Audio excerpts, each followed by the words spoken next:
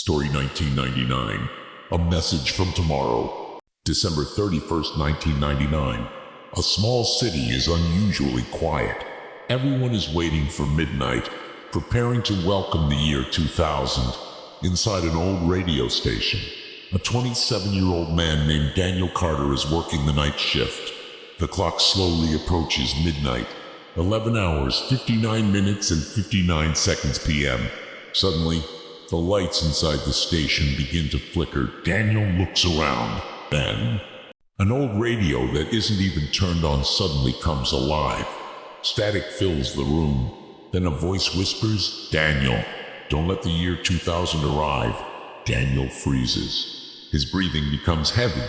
He slowly walks toward the radio. "Daniel, who are you?" There is a long silence. Then the radio answers, "I am you." Daniel's eyes widen. Cut to black. The light, las 12 a.m. The entire city erupts in celebration. Fireworks explode across the sky. People cheer. The world welcomes the year 2000. But inside the old radio station, Daniel is still standing in silence. Suddenly, the radio turns on again. The same voice returns. "You have exactly 72 hours. Daniel becomes frightened.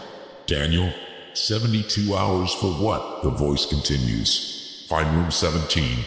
Before they find you, the radio suddenly goes silent. Daniel stares at it. Then the power goes out. The next day, Daniel follows a strange set of clues to an abandoned building on the edge of the city. The building looks like it has been empty for decades. Inside, he walks down a dark hallway. At the end of the hallway, he discovers an old metal door. Written across it are two words, Room 17. Daniel slowly opens the door. Inside, he finds old computers, radios, wires, notebooks, and a strange machine he has never seen before. Daniel approaches the machine. On a nearby table sits an old photograph. He picks it up. His hands begin to shake. The photograph shows Daniel himself standing in front of the strange machine, but something is impossible. The date written on the photograph is December 31st, 1999. Daniel nearly drops it.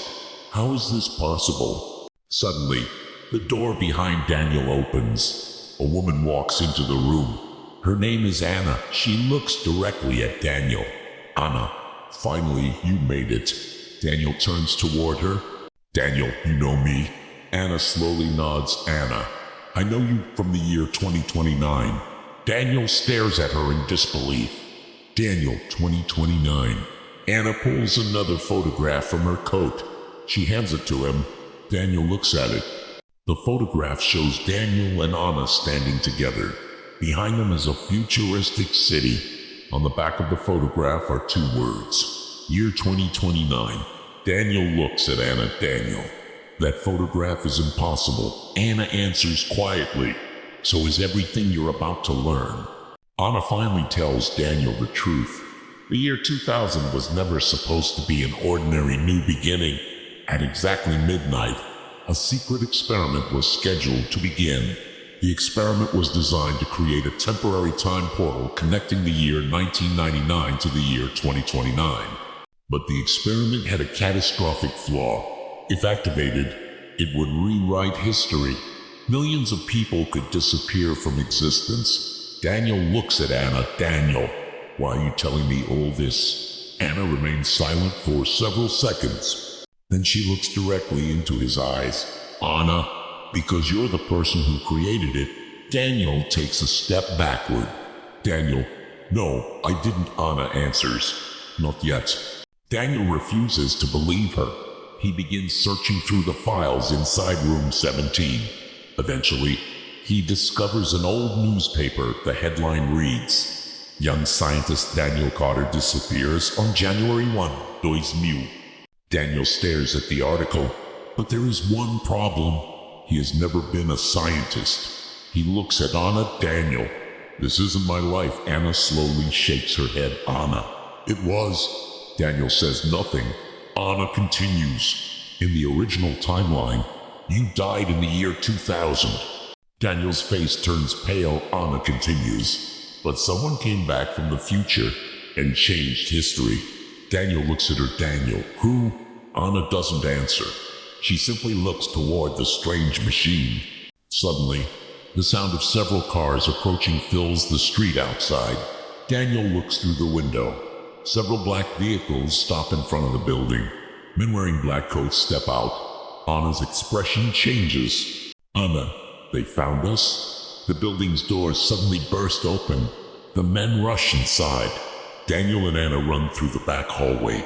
A man raises a weapon and fires at the strange machine.